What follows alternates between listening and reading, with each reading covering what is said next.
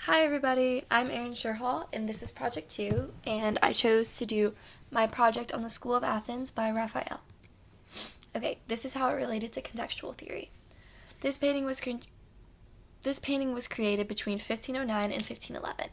Right before this was created, Raphael moved to Rome, which had a big effect on his artwork.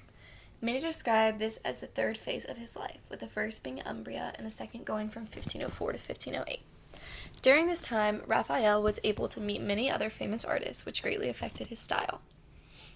He was known for his unique style, however, he was also known to take pieces of other people's art and incorporate it into his own. He started painting School of Athens when he moved to Rome, and when I looked this up, it said that he actually started painting it in 1509. This was a commissioned piece by the Pope at the time, Pope Julius III. He was hired to paint murals all around the apartments in the Vatican Palace. School of Athens was one of these murals. The School of Athens was painted on the east wall and was helped to create the idea of philosophy. The other walls were also taken up by paintings, however, each of these represented a different idea. The ideas were theology, literature, justice, and philosophy. When put together, these paintings helped create a sense of unity between those who viewed it. The Pope really enjoyed this idea, especially because the art was meant to act as a way to save the church, because during this time period, the church was losing its legitimacy. This is a picture of Raphael. Because it was the 1500s, we do not have any actual images of him. However, we do have this drawing of him. Okay, this is how it relates to formal theory. The School of Athens is a painting that reflects the formal art theory and shows a good example of the High Renaissance.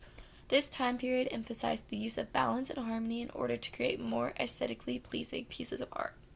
At first glance of the painting, it almost appears to be crowded, and yes, I will admit, there is a lot going on within this painting. However, I feel as though if you were to take a closer look, you can see just how intricate this painting really is. The painting uses symmetry and balance in order to please the eye. This is shown through the even distribution of colors and how both sides of the painting have the same amount of people, and how the even distribution of colors and how both sides of the painting have the same amount of people make it appear balanced. Another part that is appealing to the eye is how Raphael was able to use vanishing points to make viewers get the illusion of depth. Because he is so careful with what he emphasized, he actually used mathematical equations for this. He was able to create a piece of work that appears to be 3D and that viewers can almost feel a part of. By using this technique, we get the illusion of being in the painting. Another thing that Raphael does is the geometric shapes he chooses to use. The painting uses classical forms, such as arches and columns, which reflects the art theory of classicism. The other use of shapes, such as arches, helps make the painting appear almost lifelike and alive. To the untrained eye, this painting may just appear to have a bunch of random people in it, but these are also famous artists/philosophers during this time period. By incorporating this, he brings an even deeper meaning to the work. So this is the School of Athens, the actual painting. This is the real life size of it because it's like from the walls. Like you can kind of tell that like it's painted on a wall in this photo. So yeah, this is what it looks like in real life. Expressive theory. The School of Athens is a painting that reflects the expressive theory during the High Renaissance. This means that the art emphasizes their own personal expression and emotional response in the work. When looking deep at the facial expressions, you can tell that the people in it are all doing something different. You can see this through their body language or their facial expressions. However, a common facial expression seems to be annoyance. Most people can be spotted with a slightly annoyed face. This helps create a sense of personality within each of these. The two men who this painting center around look as if they are mad at each other.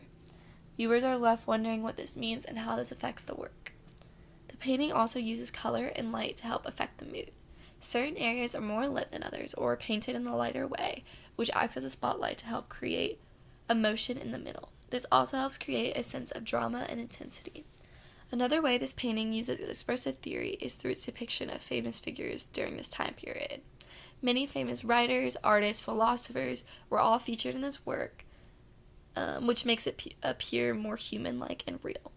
I believe that the School of Athens does a good job of showing the expressive theory. Personally, when I see this painting, I believe it invokes a sense of curiosity within me.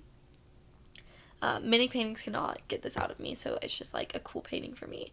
If I were to see this without any background information, I still think that I would like be drawn into this painting. What I think works best. For this painting in specific, I believe that the formal theory of art does the best job conveying the idea.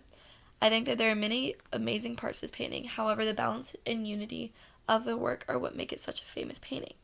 I think that Raphael's ability to make a work so visually appealing is amazing, and I believe that his different use of techniques and shapes make viewers want to continue to look at this piece.